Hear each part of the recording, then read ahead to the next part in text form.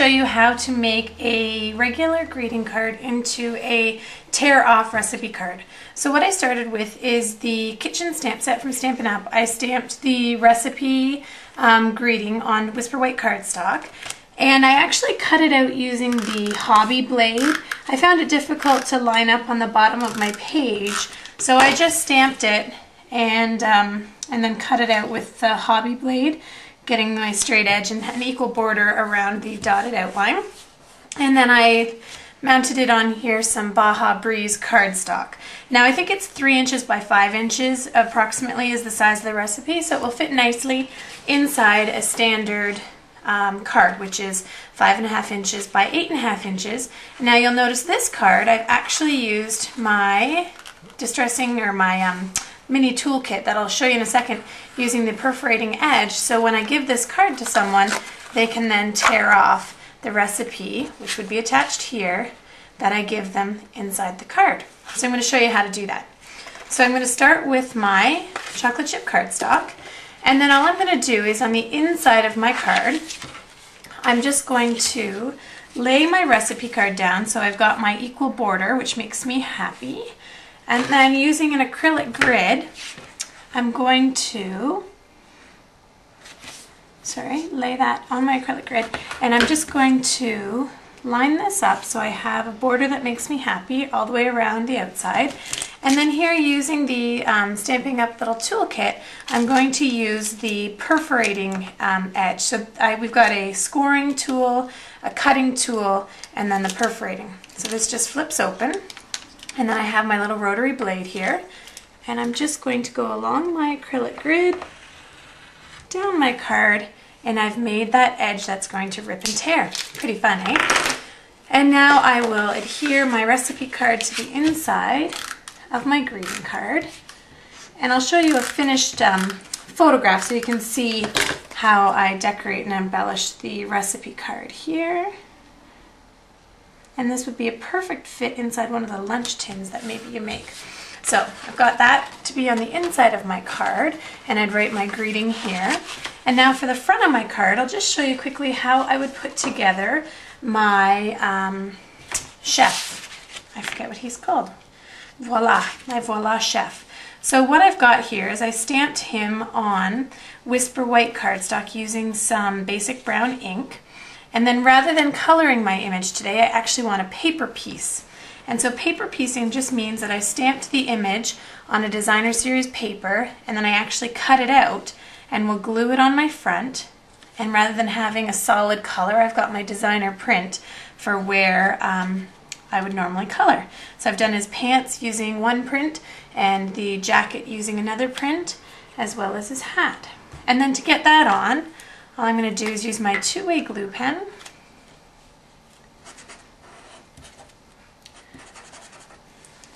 And I'll just use the lines that are there and match it up. So I've got his pants.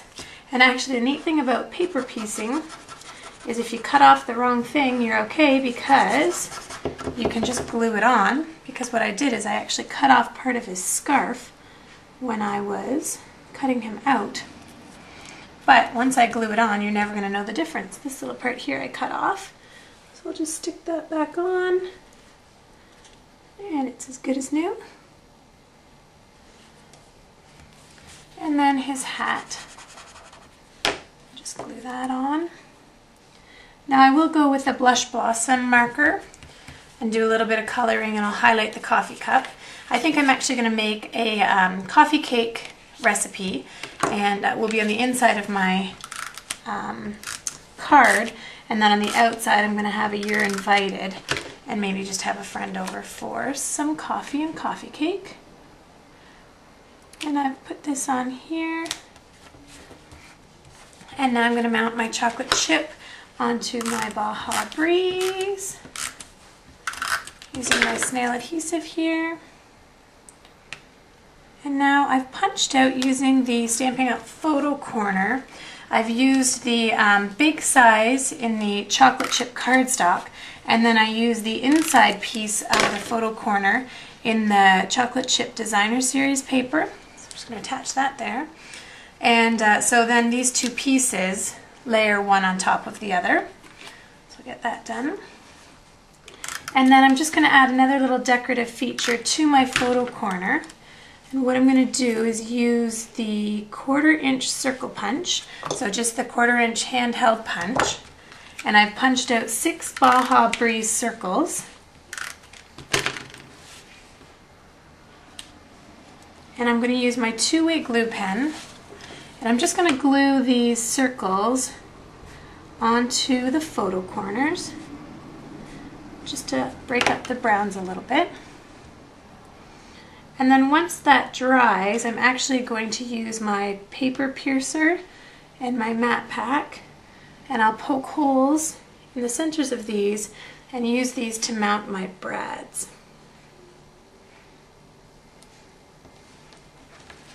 So I've got that on my card.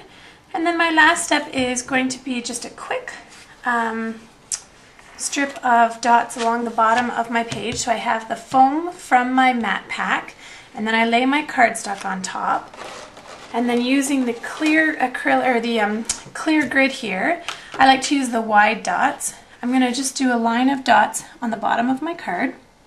Actually, I think I'm going to do 2.